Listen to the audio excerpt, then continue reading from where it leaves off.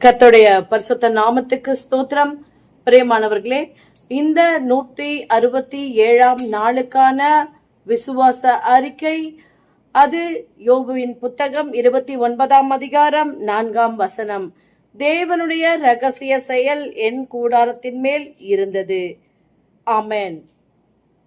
பிரியமானவர்களே, கர்த்தரை சார்ந்திருக்கிற நம் வாழ்க்கையிலே, நம் கூடாரத்தின் மேலே அவருடைய ரகசிய செயல், அதாவது தேவன் என்னென்ன செய்ய போகிறார் என்று திட்டம் பண்ணி வைத்த எல்லா காரியங்களும் நம்மை சூழ்ந்து கொண்டிருக்கிறது. அதனால்தான் அதை நோக்கி ஓடக்கூடிய ஞானத்தையும் பலத்தையும் நமக்கு தருகிறார். இந்த நாளிலே யோபுவை போல நாமும், யோபுவை பற்றி உங்களுக்கு நன்றாக தெரியும், எவ்வளவோ நெருக்கப்படுகிற காலங்களிலும் கர்த்தரை தூஷியாத மனுஷன்.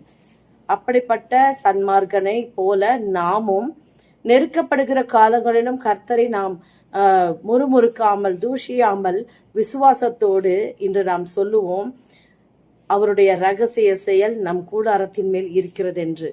இப்படி நாம் உண்மையாய் விசுவாசிக்கும் பொழுது தமது ரகசியங்களை நமக்கு அவர் வெளிப்படுத்த வல்லவராய் இருக்கிறார். யார் யாரெல்லாம் அவரை உண்மையான இருதயத்தோடு தேடுகிறார்களோ அவர்களுக்கு தம்முடைய வழியை அவர் வெளிப்படுத்துவார். இப்பொழுது விசுவாசத்தோடு நாம் அறிக்கை செய்வோம். வானத்தையும் பூமியையும் படைத்த சர்வ வல்லமை உள்ள தேவனாகிய கர்த்தாவே, நீ சர்வ வல்லவர் அப்பா. ஸ்தோத்திரம் ஆண்டவரே. வானமும் ஒரு சிங்காசனம், பூமியும் ஒரு பாதப்படி ஆண்டவரே. உம்முடைய வல்லமை நாங்கள் நன்று ஆராய்ந்து அறிகிற ஞானத்தை எங்களுக்கு தாரும் ஆண்டவரே. இப்பொழுதும் என் தேவனே, உம்முடைய வார்த்தையிலே நீ சொல்லியபடியே எங்கள் குடும்பத்தின் மேல், எங்கள் கூடாரத்தின் மேல் உம்முடைய ரகசிய செயல் சூழ்ந்து கொண்டிருக்கிறதை நாங்கள் விசுவாசத்தோடு, விசுவாச கண்களோடு நாங்கள் பார்க்க எங்கள் கண்களை திறந்து விடும்படியாய் செபிக்கிறோம் அப்பா. நீ நிச்சயமாவே பெரிய காரியங்களை எங்கள் வாழ்க்கையில செய்து கொண்டு வருகிறீர், செய்வீர், செய்து முடிப்பீர் என்று நாங்கள் நம்புகிறோம்.